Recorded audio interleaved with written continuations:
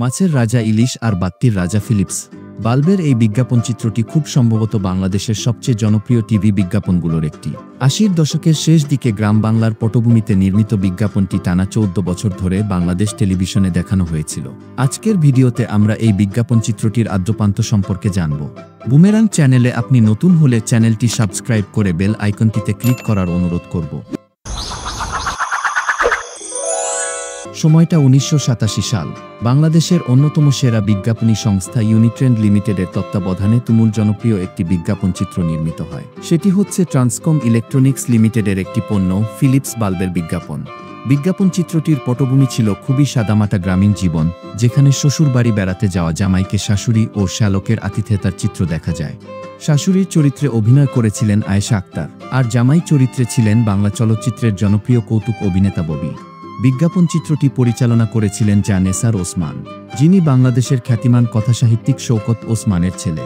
বিজ্ঞাপনটির সম্প্রচার শুরু হওয়ার সাথে সাথে এতটাই জনপ্রিয় হয়ে ওঠে যে এর সংলাপগুলিও ছিল মানুষের মুখে মুখে। বিজ্ঞাপনী সংস্থা ইউনিট্রেন্ডের মতে, বিজ্ঞাপনটি সম্প্রচারের পর সে সময় দেশের বাজারে ফিলিপস বাল্বের বিক্রি আগের তুলনায় ৬০% বৃদ্ধি পেয়েছিল।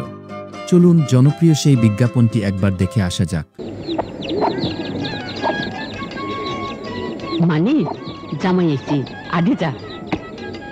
অহনে বকাল আডে যাম। দুলা ভাই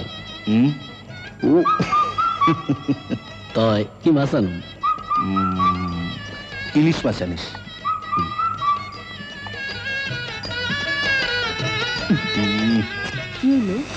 এত জাপসালো কাটা কোটা কিছুই দেখি না।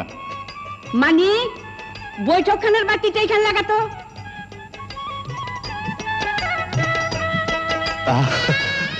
কি তামসা, সব ফকফকা। ও মানে কি বাতি লাগাইলি? কে ফিলিপ? আলো যেমন টেকেও তেমন। আসলেই মাছের রাজা ইলিশ আর বাতির রাজা ফিলিপ।